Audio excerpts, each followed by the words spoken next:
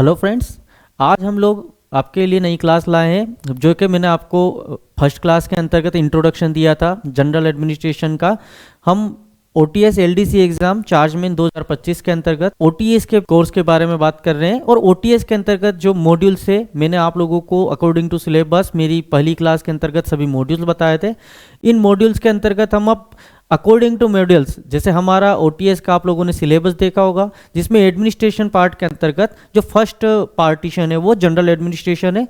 General administration के अंतर्गत हमें सुपरविजन, लीडरशिप, कम्युनिकेशंस, ऑर्गेनाइजेशन और रिस्पॉन्सिबिलिटी अथॉरिटी, जैसे सुपरविजन के अंतर्गत क्या क्या हम करते हैं या एक ऑर्गेनाइजेशन के क्या क्या पार्ट होते हैं वो हम इसके अंदर कवर करेंगे अकॉर्डिंग टू सिलेबस। आज मैं आपके लिए यही क्लास लेके आया हूँ जिसमें हम जनरल एडमिनिस्ट्रेशन के अंतर्गत आने वाली सभी चीज़ें जैसे सुपरविजन, टाइप्स ऑफ सुपरवाइजर, उनके कार्य क्या है, उनकी कम्युनिकेशन स्किल कैसी होनी चाहिए, लीडरशिप क्वालिटी क्या होनी चाहिए, किसके ऊपर अथॉरिटी होती है, किसकी रिस्पॉन्सिबिलिटी होती है, इन सब के बारे में पढ़ेंगे। रिस्पॉन्सिबिलिटी कैसे वर्क करती है, अथॉरिटी कैसे वर्क करती है, इन सब के बारे में हम क्लास के जानेंगे। अगर आप लोग YouTube से इस क्लास को देख रहे हैं, अगर आप ये क्लास प्रोवाइड करना चाहते हैं तो आपको यहाँ पर दिया गया है कॉन्टैक्ट, आप स्पेशल टेक्नो से भी इसको ले सकते हैं। वहाँ पर आपको ऐप के माध्यम से क्लास मिल जाएगी और ये क्लास रेगुलर एप्लीकेशन के माध्यम से ही चलेगी। जैसे ही क्लास का एक मॉड्यूल कंप्लीट होगा आपको उसकी PDF प्रोवाइड करवा दी जाएगी। हर क्लास के बाद PDF नहीं दी जाएगी। जैसे ही एक मॉड्यूल कंप्लीट होगा उसके बाद पूरी क्लास होने पर ही आपको पूरा PDF दिया जाएगा जिससे कि आप लोग इसको पढ़ सके। ठीक है, तो आज की क्लास हम स्टार्ट करते हैं। तो आज की क्लास का जो मुख्य सब्जेक्ट है हमारा वो है जनरल एडमिनिस्ट्रेशन। जनरल एडमिनिस्ट्रेशन के अंतर्गत ये एक पार्ट है। देखिए, आप लोग अपना सिलेबस रख के ही क्लास देखिएगा, आपको समझ में आएगा। जनरल एडमिनिस्ट्रेशन के अंतर्गत जो सबसे पहले पॉइंट आता है वो है सुपरविजन।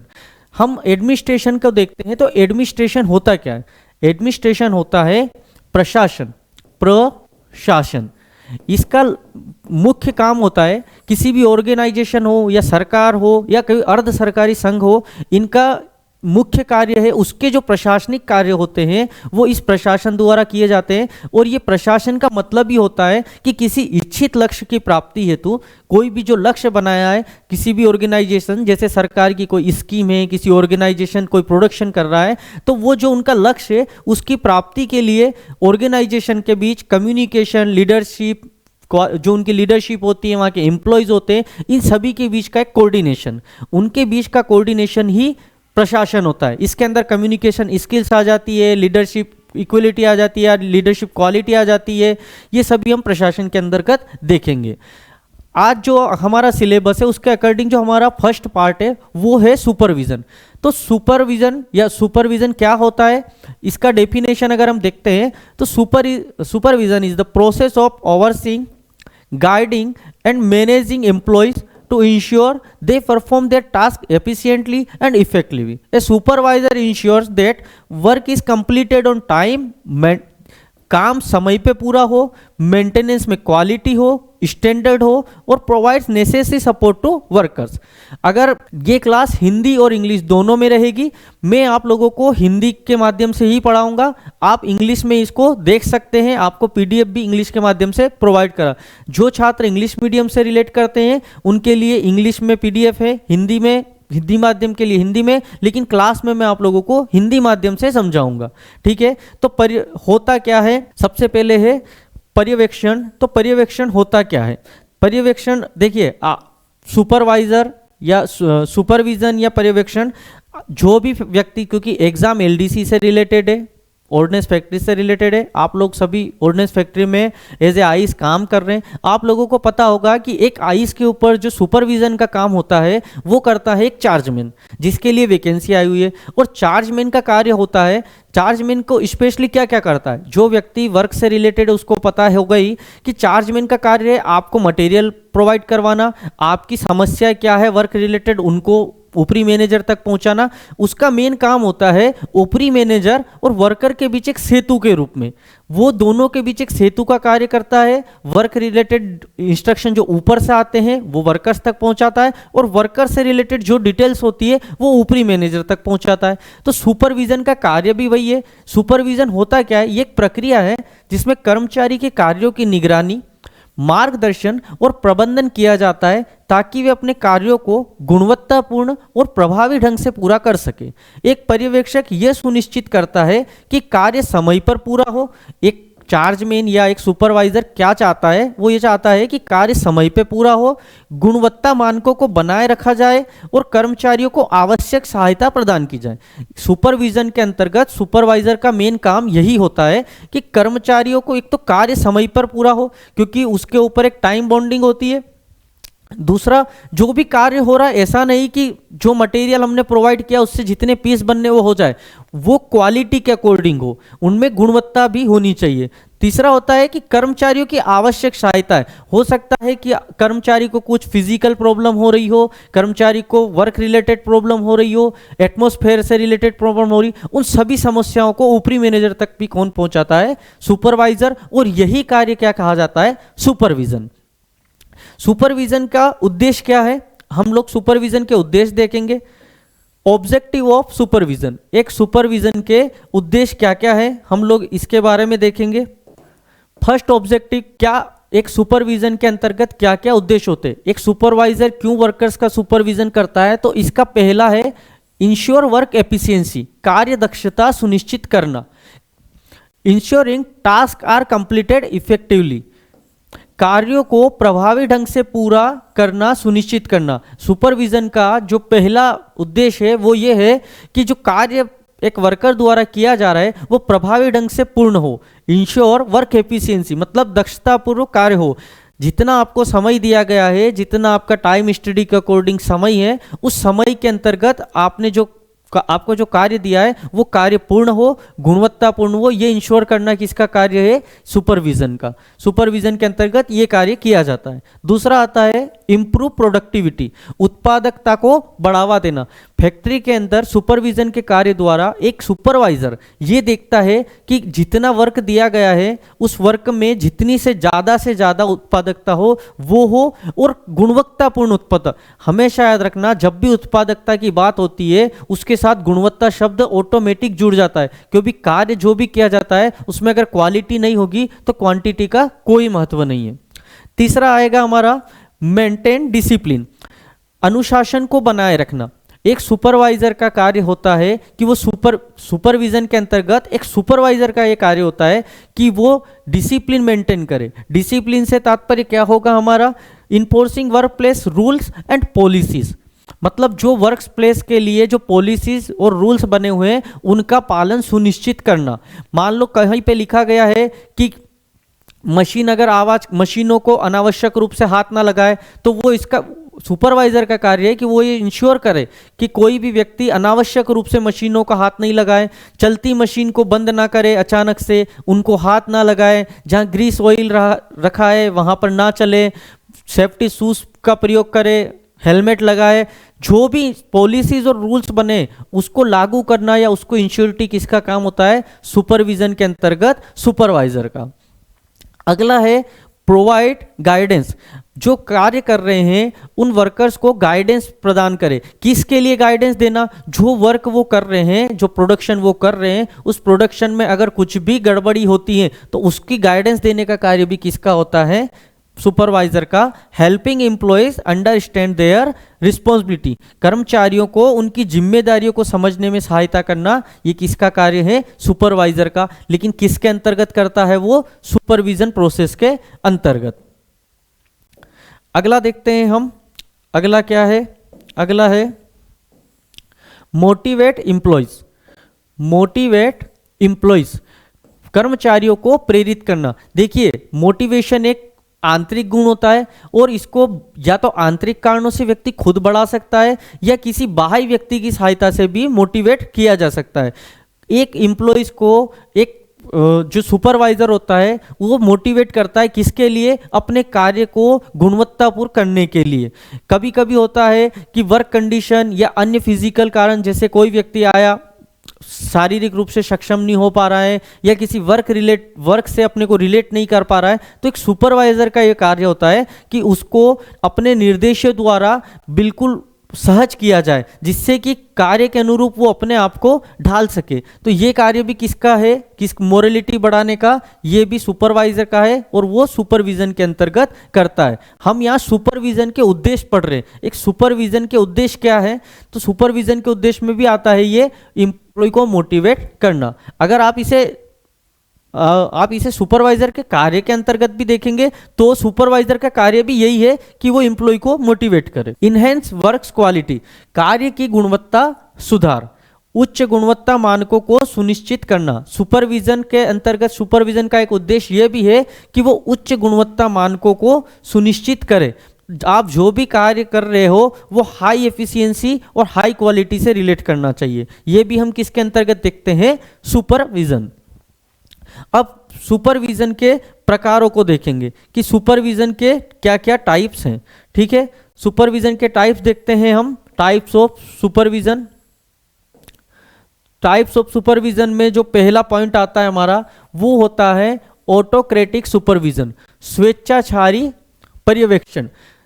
ठीक है, इसमें क्या होता है, the supervisor has full control and makes all decision while employ has follow strict instruction. स्वेच्छाचारी, जैसे नाम से ही है, इसमें क्या होता है ऑटोक्रेटिक सुपरविजन में, इसमें एक कोई भी सुपरवाइजर होगा या कंपनी का प्रबंधक होगा, उच्च लेवल का हो सकता है मैनेजर या निम्न लेवल का, वो आपको एक निर्देश देगा और हर एम्प्लॉय को उसके निर्देश के अकॉर्डिंग कार्य करना है। उसमें एम्प्लॉय के पास ये छूट नहीं होती है कि वो अपने सजेशन ऊपर वाले को रखे। इस प्रकार के सुपरविजन में जो ऊपरी मैनेजमेंट द्वारा आदेश आता है या निर्देश आता है, उन्हीं निर्देशों के अकॉर्डिंग कार्य करना होता है। ठीक है, तो इसमें उदाहरण में लिखा है एक फैक्ट्री प्रबंधक जो श्रमिकों पर कड़ी निगरानी रखता है और उन्हें निर्णय लेने की अनुमति नहीं देता। मतलब इस प्रकार के सुपरविजन में क्या होगा कि जो एम्प्लॉय द्वारा सजेशन दिया जाएगा उस सजेशन की कोई वैल्यू नहीं होगी। दूसरा आता है डेमोक्रेटिक सुपरविजन। डेमोक्रेटिक अर्थात लोकतांत्रिक पर्यवेक्षण।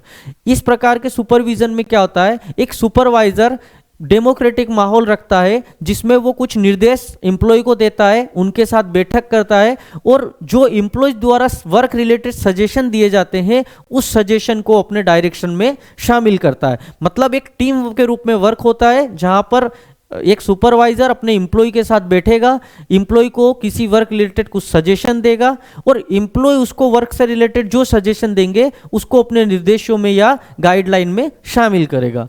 ये किस में आता है, डेमोक्रेटिक सुपरविजन। एक टीम लीडर जो कर्मचारियों के साथ परियोजनाओं पर चर्चा करता है और फिर निर्णय लेता है। अगला देखेंगे हम, ये अपन सुपरविजन के टाइप्स देख रहे हैं। अगला जो है हमारा वो है laissez fair supervision. Laissez fair supervision अर्थात उदासीन पर्यवेक्षण।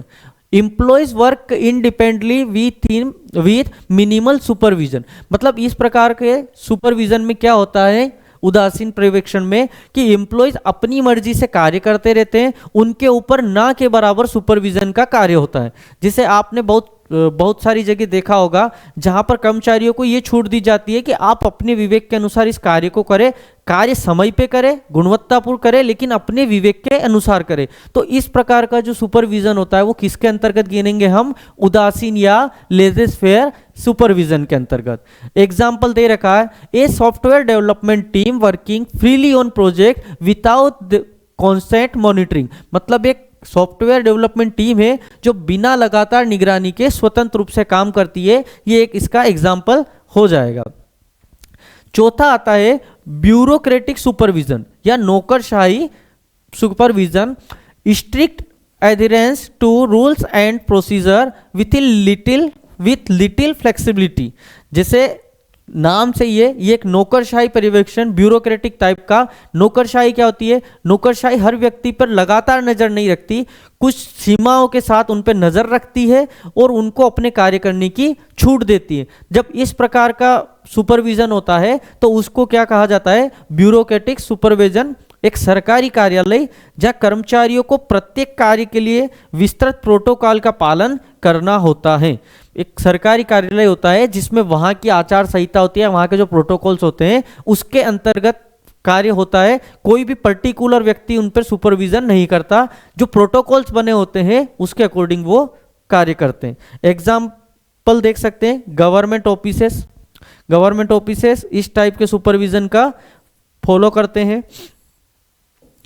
हमने अभी तक किसके बारे में देखा इस क्लास में? जो अभी तक हम लोग देख रहे थे वो थे सुपरविजन। मैं एक बार और आप लोगों को क्लियर कर देता हूं। सुपरविजन हमने पढ़ा, सुपरविजन के अंतर्गत होता है जो भी कार्य किया जा रहा है एम्प्लॉयज द्वारा उसके ऊपर निगरानी का कार्य करना। ये कार्य किसके द्वारा किया जाता है? इसके लिए कोई पर्सन इंटाइटल होता है, सुपरवाइजर, चार्जमैन, जो भी नाम अलग अलग टीम द्वारा उसे दिया जाए, ऑर्गेनाइजेशन द्वारा। सुपरविजन के अंतर्गत मैंने आप लोगों को सुपरविजन के उद्देश्य बताए। क्या उद्देश्य होते हैं? वर्कर्स की एक क्वालिटी बढ़ाना, जो वर्क है आपका उसकी क्वालिटी बढ़ाना, उत्पादकता को बढ़ावा देना, वर्कर्स की समस्याओं पर ध्यान देना, ये सब सुपरविजन के अंतर्गत मैंने आप लोगों को उद्देश्य बताए थे।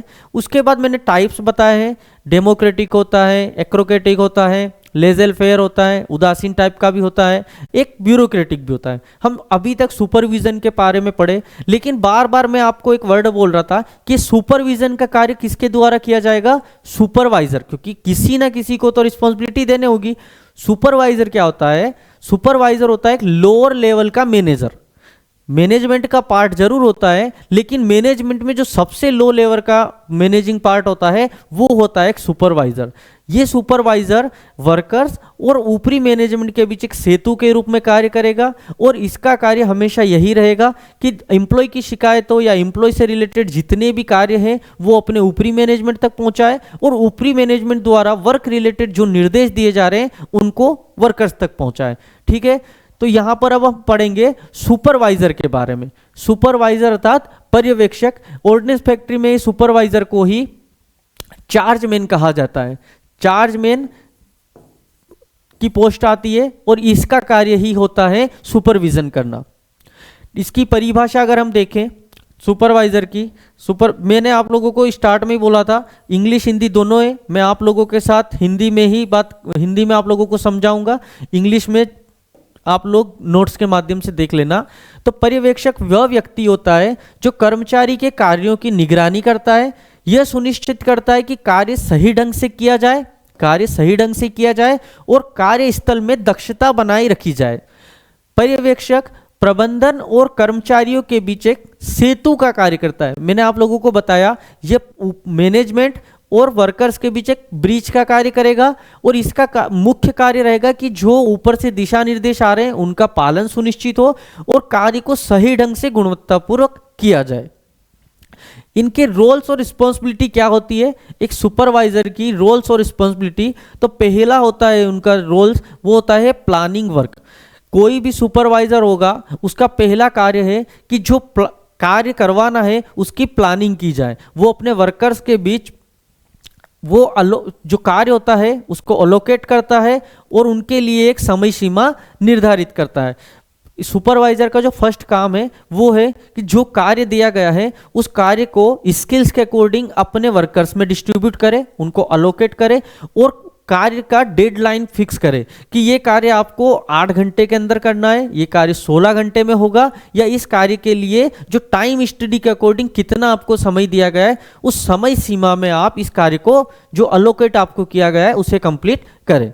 दूसरा होता है मॉनिटरिंग परफॉर्मेंस, प्रदर्शन की निगरानी करना। यह सुनिश्चित करना कि कर्मचारी गुणवत्ता और उत्पादकता मानकों को पूरा करे।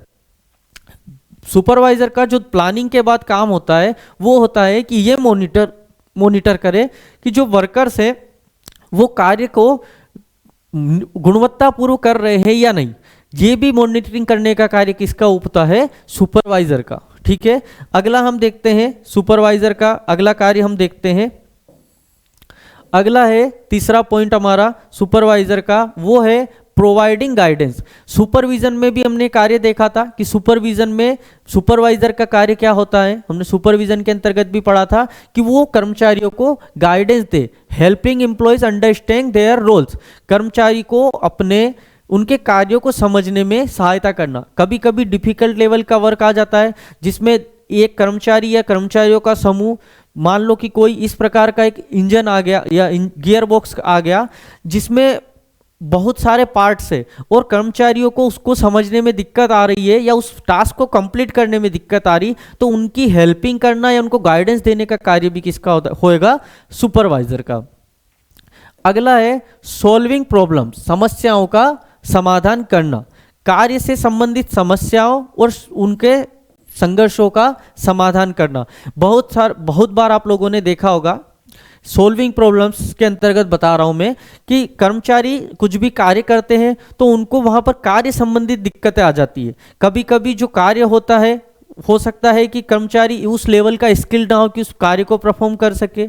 दूसरा ये होता है और उसको वो कार्य अलोकेट कर दिया, तो ये समस्या को समाधान करना भी किसका कार्य है? सुपरवाइजर का। कभी कभी होता है कि एक जहां पर जिस रूम में वर्क हो रहा है या जिस फैक्ट्री के अंदर जहाँ पे भी वर्क हो रहा है वहाँ की कार्य दशा सही नहीं, पर्याप्त प्रकाश नहीं आ रहा या वहाँ पर घुटन महसूस हो रही है, कर्मचारी को फर्श है वो ऑयली है, तो इस प्रकार की वर्क रिलेटेड प्रॉब्लम्स भी जो आ रही है उसका समाधान भी कौन करेगा? एक सुपरवाइजर।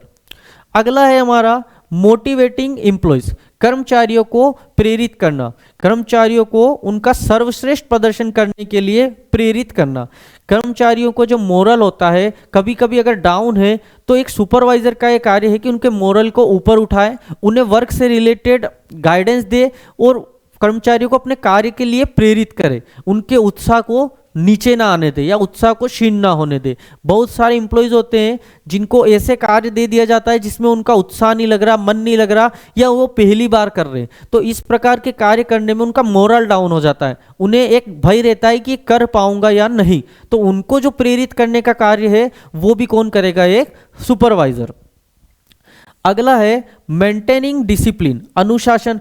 आप लोगों ने सुपरविजन के अंतर्गत भी देखा था कि सुपरविजन के अंतर्गत हमने देखा था कि एक सुपरवाइजर का कार्य कि कार्यस्थल पर रूल्स और रेगुलेशन को बनाए रखे जिससे कि वहां अनुशासनहीनता ना आए। अगर फैक्ट्री के या किसी ऑर्गेनाइजेशन के जो रूल्स बने हैं वर्क से रिलेटेड, अगर कर्मचारी उनका पालन नहीं करते हैं तो ऑटोमेटिकली वहां पर इनडिसिप्लिन का हो आ जाता है। तो ये मेंटेन जो डिसिप्लिन है उसको मेंटेन करने का कार्य भी किसका होता है? सुपरवाइजर का। अगला है इवेल्यूटिंग एम्प्लॉयज परफॉर्मेंस, कर्मचारियों के प्रदर्शन का मूल्यांकन करना। एक सुपरवाइजर का कार्य होता है कि जो भी वर्कर्स उसके अंतर्गत कार्य कर रहे हैं वो वर्कर्स क्या परफॉर्मेंस दे रहे हैं। कोई बहुत सारे आप एक ऑर्गेनाइजेशन में जिसमें कुछ एम्प्लॉयज बहुत उत्साह से वर्क करते हैं और अपने कार्य की दक्षता को बनाए रखते हैं और गुणवत्ता को भी, कुछ एम्प्लॉयज होते हैं जो कार्य की गुणवत्ता बनाए जरूर रखते हैं लेकिन उनकी दक्षता उतनी नहीं है। हो सकता है उन्हें 1 घंटे में 8 जॉब बनाने के लिए दिया है लेकिन वो 5 या 6 ही बना रहे, चाहे गुणवत्तापूर्ण। तो ये जो उनका परफॉर्मेंस है, इस परफॉर्मेंस की निगरानी करना या उनकी समीक्षा करना, ये भी किसका कार्य होता है? एक सुपरवाइजर का। आगे देखते हैं हम लोग सुपरवाइजर के वर्क देख रहे हैं कि सुपरवाइजर क्या क्या वर्क होता है। ठीक है, ये अभी तक हमने पढ़ा, ये सुपरवाइजर के वर्क्स थे। अब हम देखेंगे सुपरवाइजर के अंदर क्या क्या गुण होना चाहिए। हर किसी को तो सुपरवाइजर का रोल नहीं दे सकते ना, उसमें लीडरशिप क्वालिटी है या नहीं, कम्युनिकेशन स्किल्स है या नहीं, अपने कर्मचारियों के साथ सही तालमेल बिठा पा रहा है कि नहीं, हाइपर किस्म का तो नहीं है कि झगड़ालू प्रवृत्ति का तो नहीं है। ये सब कार्य एक लीडर के अंदर या एक सुपरवाइजर के अंदर हम देखते हैं तो तभी उसका चयन किया जाता है। तो अब हम देखेंगे qualities of a good supervisor, एक अच्छे पर्यवेक्षक के अंदर क्या क्या गुण होने चाहिए। पहला है स्ट्रॉन्ग कम्युनिकेशन स्किल, सशक्त संचार कौशल। देखिए किसी भी व्यक्ति का संचार कौशल उसका दूसरे व्यक्तियों के साथ तालमेल का सबसे अच्छा साधन होता है। अगर आपकी कम्युनिकेशन स्किल है तो आप अपनी कम्युनिकेशन स्किल द्वारा अपने एम्प्लॉय को जल्दी से प्रेरित कर सकते हो, कार्य के लिए उसको दक्ष बना सकते हो और उसमें एक ऊर्जा का संचार कर सकते हो। लेकिन अगर आपकी कम्युनिकेशन स्किल्स अच्छी नहीं है तो आप अपने एम्प्लॉय के साथ संबंध हमेशा उतार चढ़ाव वाले ही बना के रखोगे। तो जो सुपरवाइजर होता है उसके अंदर जो सबसे अच्छी क्वालिटी होनी चाहिए वो होता है उसका कम्युनिकेशन स्किल्स। दूसरा होता है उसकी नेतृत्व क्षमता या लीडरशिप एबिलिटी। नेतृत्व क्षमता लीडरशिप एबिलिटी से ये तात्पर्य होता है कि जो भी सुपरवाइजर है, आपको जो सुपरविजन कर रहा है, उसके अंतर्गत ये क्षमता होना कि वो अपने कर्मचारियों को एक टीम के रूप में बनाए रखे, अपने टीम के रूप में उनको बनाए रखे और एक लीडर के तौर पे खुद को प्रस्तुत करे। अगर कोई समस्या आ रही तो खुद को आगे रखकर उस समस्या का सोल्व करे। ऐसा नहीं कि समस्या आने पर अपने कर्मचारियों के ऊपर ही सब थोप दे। अगर वो टीम को साथ लेकर चलेगा और एक लीडर की तरह कार्य करेगा तो वो कार्य दक्षता में जरूर सफल होगा और जो ऑर्गेनाइजेशन का लक्ष्य है उसकी प्राप्ति में सहयोग करेगा। अगला हम देखते हैं एक लीडर के अंदर क्या क्या क्वालिटी होती है। ये लीडर्स की क्वालिटीज हम देख रहे हैं। अगला पॉइंट है हमारा, अगला पॉइंट है डिसीजन मेकिंग स्किल। देखिए कोई भी सुपरवाइजर हो, अगर वो डिसीजन नहीं कर पा रहा तो वो अपने एम्प्लॉय से कार्य नहीं करवा पाएगा। तो एक सुपरवाइजर के अंदर उसकी निर्णय क्षमता होने की स्किल बहुत जरूरी। कभी कभी ऐसे निर्देश आते हैं ऊपरी मैनेजमेंट से जिससे कि सुपरवाइजर को अपने विवेक के आधार पर डिसीजन लेना होता है। अगर वो डिसीजन लेने की क्षमता नहीं रखता है तो वो अपनी टीम को एक बनाकर नहीं रखेगा और अपने लक्ष्य की प्राप्ति नहीं कर पाएगा जो भी उसको ऑर्गेनाइजेशन ने सौंपी है। दूसरा होता है, एक और है प्रॉब्लम सॉल्विंग स्किल, समस्या का समाधान करना। अब ये समस्या कार्य से संबंधित हो सकती है, किसी कर्मचारी से संबंधित हो सकती है, लेकिन एक लीडर होता है या एक सुपरवाइजर होता है उसमें ये गुण जरूर होना चाहिए कि वो अपने कार्य या कर्मचारी जिससे भी संबंधित समस्या आ रही है उसका समाधान जरूर कर सके। अब वो समाधान ऐसा नहीं है कि कुछ भी चीज लाके दे। जो भी अपनी टीम की, कभी कभी होता है एक टीम वर्क कर रही है, उसके 2 एम्प्लॉय सही से वर्क नहीं कर रहे, बाकी के 6 आदमी है वो वर्क कर रहे हैं, तो वो 6 आपके पास समस्या लेके आएंगे कि सर ये 2 व्यक्ति है ये कार्य में उतना सहयोग नहीं कर पा रहे जितना इनसे अपेक्षित है। तो एक सुपरवाइजर का ये रोल होता है कि जो टीम के अंदर जो टीम का माहौल बिगड़ चुका है इस चीज को वो संभाले। ये किससे करेगा? वो अपने विवेक से। ठीक है। अगला होता है पेशेंस एंड अंडरस्टैंडिंग, धैर्य और समझदारी। देखिए धैर्य क्यों जरूरी है? धैर्य इसलिए जरूरी है कि हो सकता है आपके कर्मचारी किसी वर्क से रिलेटेड हो जिनकी समस्या इतनी गंभीर हो चुकी है कि कोई उनकी सुनवाई नहीं हो रही तो आपके पास आए, तो आपको धैर्यपूर्वक उनकी समस्याओं को सुनना होगा। अगर एक सुपरवाइजर है उसमें अगर सुनने का गुण नहीं है, जो व्यक्ति कम सुनेगा वो कम समझेगा और प्रॉब्लम सॉल्विंग स्किल तो उसके पास फिर बिल्कुल नहीं होगी। तो धैर्य होना बहुत जरूरी। विवेकशील व्यक्ति ही किसी की समस्याओं का समाधान अच्छे से कर सकता है। दूसरा अंडरस्टैंडिंग, आपकी जो एम्प्लॉय की का जो कंसर्न है उसको अगर आप संभाल रहे हो तो आपको अपने वर्कर के साथ अंडरस्टैंडिंग बहुत जरूरी होना चाहिए। फेयरनेस एंड इंटेग्रिटी, निष्पक्षता और ईमानदारी। देखिए निष्पक्षता और ईमानदारी, सत्यनिष्ठा, ये ऐसे गुण हैं जो एक सुपरवाइजर के अंदर जरूर होना चाहिए। अगर निष्पक्षता नहीं है और वो कर्मचारियों के बीच बायस कर रहा है, किसी कर्मचारी को अच्छा रख रहा है, किसी के साथ भेदभाव कर रहा है, तो ये स्किल भी एक सुपरवाइजर के लिए घातक हो सकती है। सुपरवाइजर को हमेशा पार्शियलिटी रखनी चाहिए, अपने सभी कर्मचारियों को या अपनी पूरी टीम को एक नज़र से देखना चाहिए, उनके बीच कोई भेदभाव नहीं करना चाहिए। ठीक है। तो यहाँ पर हम लोगों ने क्या क्या देखा? हम लोगों ने अभी देखा है सुपरविजन और सुपरवाइजर के रोल और सुपरवाइजर के गुण क्या क्या होते हैं। हमने सुपरवाइजर का मेन उद्देश्य देखा था, क्या क्या क्वालिटीज होनी चाहिए वो देखा, क्योंकि बिना क्वालिटीज के आप सुपरवाइजर के हमने जो क्वालिटीज देखी अगर वो पार्शियलिटी नहीं होगी उसमें तो वो अपने लक्ष्यों की प्राप्ति में कभी सफल नहीं होगा। अगर लीडरशिप का गुण नहीं है तो भी वो अपना जो गोल सेट किया है उसको अचीव करने में असमर्थ रहेगा। तो हमने अभी तक सुपरविजन और सुपरवाइजर के बारे में पढ़ा है।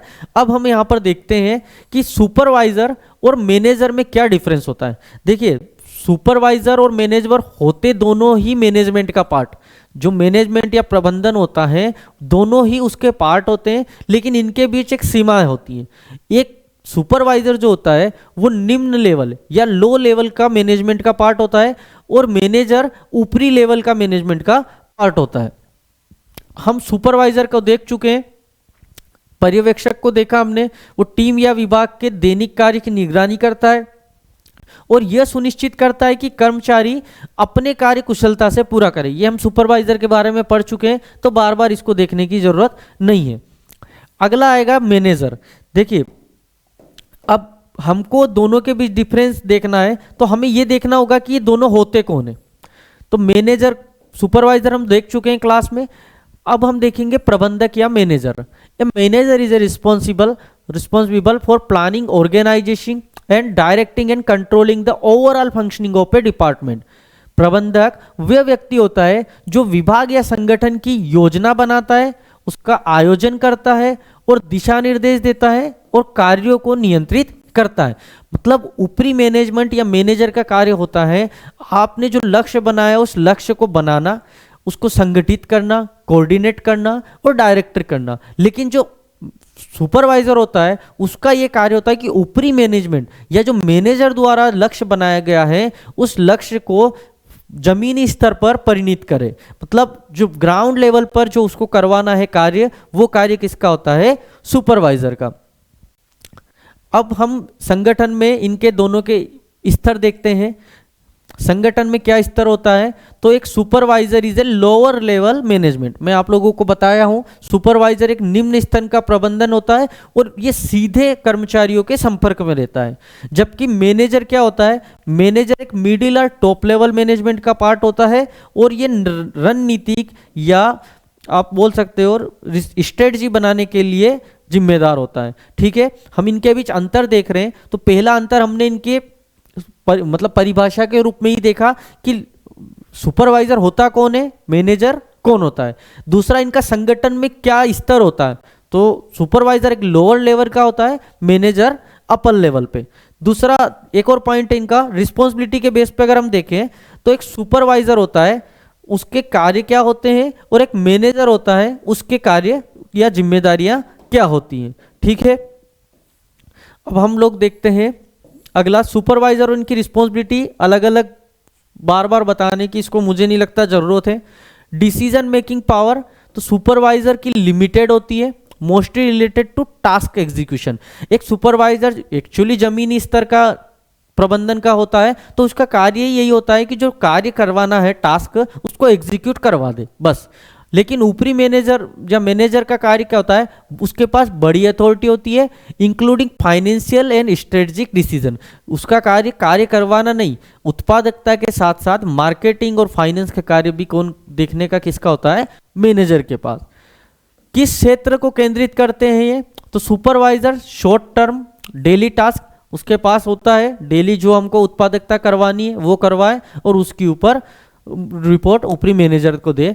लेकिन जो मैनेजर होता है उसका लॉन्ग टर्म गोल्स होता है और अपने संगठन को बढ़ावा देना, बिजनेस ग्रोथ। एक सुपरवाइजर होगा वो बिजनेस ग्रोथ नहीं सोचेगा, उसका काम है मुझे जो दिया है उसे कंप्लीट करूं और ऊपरी मैनेजमेंट तक पहुंचाऊं। लेकिन जो मैनेजर होता है उसका कार्य केवल उत्पादकता के साथ खत्म नहीं हो जाता, उस उत्पादकता के साथ साथ अपने बिजनेस या अपने संगठन को बढ़ावा देना या उसकी ग्रोथ भी उसका कार्यों में शामिल होता है। ठीक है, अब हम देखेंगे इनकी अथॉरिटी बेस देखेंगे कि किसके पास क्या अधिकार होता है। तो जो सुपरवाइजर होता है वो works under the management following instruction. Supervisor management के अंदर काम करता है और वो जो ऊपरी निर्देश आते हैं केवल उसी को सुनता है और उसी के अकॉर्डिंग एग्जीक्यूट करता है। मैनेजर वो हायर अथॉरिटी होती है और पॉलिसी और स्ट्रेटजी बनाती है, जो संगठन की पॉलिसीज होती है और उसकी जो रणनीतियां होती है वो मैनेजर बनाता है। इंटरेक्शन विथ एम्प्लॉइज, तो अब इंटरेक्शन आप लोग काम कर रहे हो ऑर्गेनाइज फैक्ट्रीज में, सभी को पता है सुपरवाइजर का इंटरेक्शन आपके साथ होगा या मैनेजर का? स्वाभाविक है सुपरवाइजर का। तो इंटरेक्शन विथ एम्प्लॉय तो डायरेक्ट होता है और डेली होता है सुपरवाइजर के साथ। लेकिन मैनेजमेंट के साथ आपका interaction more with supervisor and higher management, employee के साथ इनका इंटरेक्शन ना के बराबर होता है या नहीं होता है। अगला पॉइंट है हमारा ट्रेनिंग और डेवलपमेंट। इनका ट्रेनिंग, तो सुपरवाइजर ट्रेन एम्प्लॉयज होते हैं उस कार्य के लिए, manager plans organisation wide training programme. Training क्या, सिंपल सी बात है, एक सुपरवाइजर होता है अगर उसका चयन हो रहा तो उसके जितने भी स्किल्स है, जिस स्किल्स के लिए उसको लिया जा रहा है, जैसे मैकेनिकल के लिए, इलेक्ट्रिकल के लिए, केमिकल के लिए, प्रशासन के कार्य करने के लिए स्टोर, तो वो अपने स्किल बेस्ड आता है। लेकिन मैनेजमेंट एक वाइड होता है जिसको ऑर्गेनाइजेशन के लगभग सभी कार्य देखने पड़ते हैं। सैलरी और पोजीशन, तो सुपरवाइजर चूंकि लोअर ग्रेड का है तो उसकी लोअर ग्रेड सैलरी होगी, मैनेजर अपर लेवल पे तो अपर लेवल होगी। ठीक है, ये कोई ज़्यादा इसके पढ़ने जैसी चीज़ नहीं है। एक सिंपल तरीके से अगर इनका अंतर देखना है तो सिंपल चीज़ है, मैनेजर देख के आप लोग जीएम एजीएम इन लेवल के अधिकारियों को देखो, सुपरवाइजर देख के आप चार्जमैन देखो। अगर आप फैक्ट्री में या किसी ऑर्गेनाइजेशन में कार्यरत है तो आप जो डायरेक्टली उनसे देख रहे हो, मिल रहे हो, उस आधार पे भी उनमें अंतर कर सकते हो। अगला हम देखेंगे वो है इंपॉर्टेंस सुपरविजन एंड सुपरवाइजर्स। इनका इंपॉर्टेंस क्या है? पहला है इम्प्रूव वर्क एफिशिएंसी। एक सुपरविजन के अंतर्गत सुपरवाइजर का कार्य ये है कि वो एफिशिएंसी देखे वर्क की। अगर कार्य में ही दक्षता नहीं है, कार्य की क्वालिटी सही नहीं है, तो एक सुपरवाइजर अपने टास्क में फेल। दूसरा है इनहेंस एम्प्लॉयज मॉरल, कर्मचारी के मनोबल को बढ़ाना। सुपरविजन के अंतर्गत सुपरवाइजर का कार्य क्या है? हम लोग चूंकि सुपरविजन और सुपरवाइजर दोनों के उद्देश्य देख चुके हैं, तो मुझे नहीं लगता यहां पर मुझे इनको डिस्क्राइब करने की बार बार जरूरत है। तीसरा आ जाएगा हमारा मेंटेन डिसिप्लिन। एक सुपरवाइजर का कार्य भी यही होता है कि वो कर्मचारी या कार्यस्थल पर जो रूल्स और रेगुलेशन है उसको फॉलो कराए और डिसिप्लिन को बनाए रखे। अगला आएगा रिड्यूस एरर्स। जो सुपरवाइजर का एक काम हमेशा ये रहता है सुपरविजन के अंतर्गत कि जितनी त्रुटियां हो रही है वो बार बार ना हो। अगर कोई वर्क पीस खराब हो गया तो बार बार वही दोहराव ना आए। ठीक है, जो त्रुटियां आ रही है उनको कम बार मतलब डिक्रीज करने का कार्य करे।